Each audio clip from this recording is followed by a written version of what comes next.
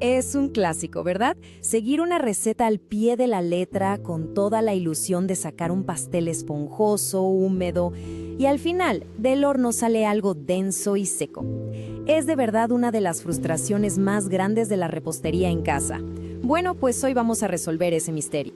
Esa es la pregunta del millón. Uno podría pensar que es el horno, que si los ingredientes no eran los correctos, o hasta la humedad del día. Pero la respuesta, en la gran mayoría de los casos, es mucho más simple y se encuentra en un solo paso de todo el proceso. Muy bien, vamos a meternos de lleno. El problema casi siempre está oculto en un error súper común, uno que probablemente todos hemos cometido al momento de preparar la masa. Aquí es donde empezamos a revelar el secreto. Y no se trata de una técnica súper complicada ni de un ingrediente exótico que nadie tiene.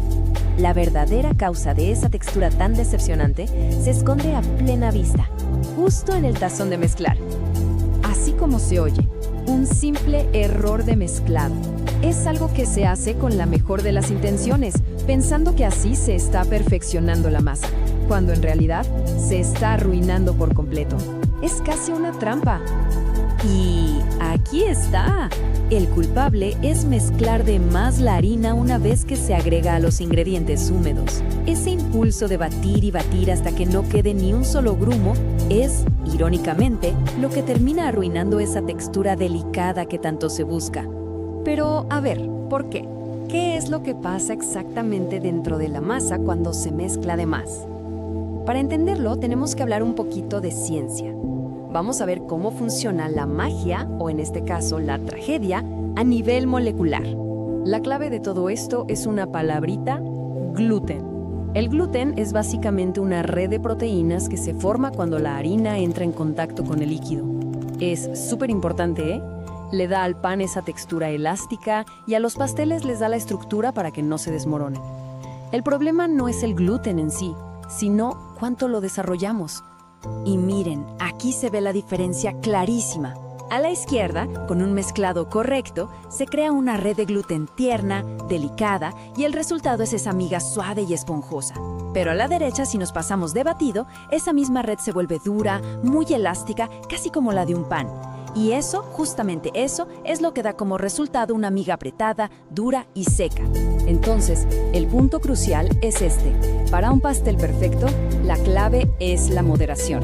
El secreto es hacer menos, no más.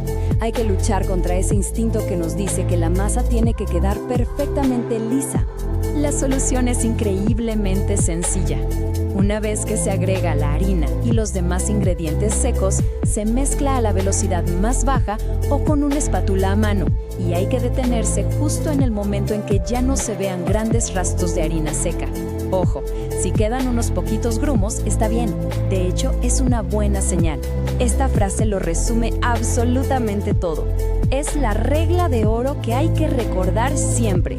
El objetivo no es una masa perfecta, lisa y sedosa, sino una masa que esté apenas integrada. Ese es el verdadero secreto para un pastel increíblemente tierno y húmedo. Hay una frustración que seguro es familiar para muchos en la cocina. Una receta que la semana pasada salió espectacular, hoy es un desastre total. Es de esas cosas que nos dejan pensando, ¿qué hicimos mal? Bueno, hoy vamos a desvelar el secreto de la repostería consistente y vamos a entender por qué a veces los resultados parecen pura lotería. Esa es la gran pregunta, ¿no? La que se hacen muchísimos reposteros caseros. La buena noticia es que la respuesta, la mayoría de las veces, es mucho más simple de lo que uno cree. De hecho, se esconde a plena vista, en nuestra propia cocina, en una de las herramientas más comunes que usamos. Muy bien, vamos a sumergirnos en esto. Resulta que el problema casi nunca está en el horno o en si los huevos estaban súper frescos. No, el problema está en cómo medimos los ingredientes. Es hora de ponerle nombre y apellido al culpable silencioso de tantos fracasos reposteros. Ahí está, una afirmación directa, contundente. Y no es una opinión, es una conclusión que viene de la práctica profesional, de la gente que busca la perfección.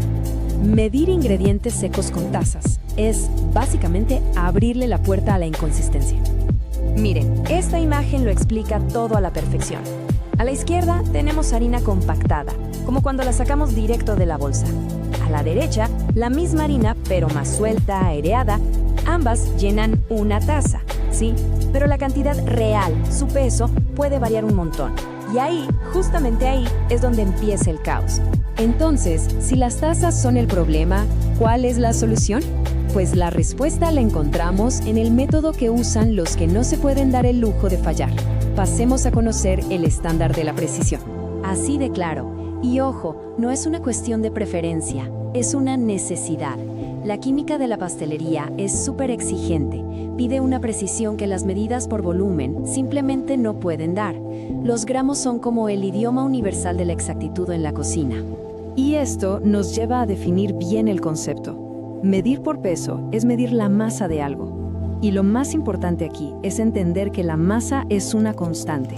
No importa si la harina está apretada o suelta, 100 gramos siempre, pero siempre van a ser 100 gramos.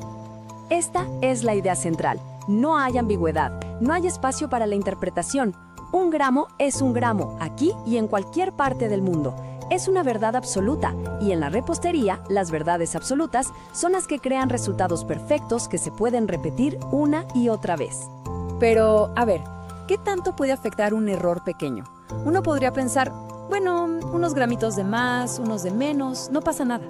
La realidad es que en la delicada ecuación de una receta, los errores más chiquitos tienen las consecuencias más grandes. 10 gramos. Parece una cantidad insignificante, ¿verdad? Es lo que pesan un par de monedas, casi nada.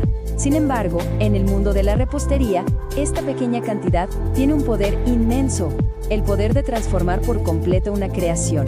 Y este es el punto clave de todo. No estamos hablando de grandes desastres, sino de desviaciones mínimas. Esos 10 gramos son la diferencia entre una galleta crujiente y una que parece una piedra, o entre un bizcocho esponjoso y uno denso. La textura, que es como el alma de un postre, está en juego. Aquí se ve el impacto real, en blanco y negro. Miren la tabla. Un error de solo 10 gramos de harina y la galleta queda seca y dura. El mismo error con el azúcar y el pastel queda denso, gomoso. ¿Y con la mantequilla? El resultado es un bizcocho pesado, grasoso. Son desastres súper comunes que nacen de errores de medición increíblemente pequeños. Bien, ya identificamos el problema y presentamos la solución profesional.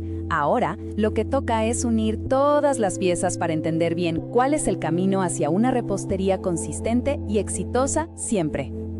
En resumen, la diferencia es esta. Por un lado, las tazas, que miden volumen, nos dan resultados que varían, que son inconsistentes. Es como confiar en la suerte. Y por el otro, los gramos, que miden el peso, nos ofrecen precisión, la capacidad de repetir un éxito y, sobre todo, resultados fiables. Es la diferencia entre adivinar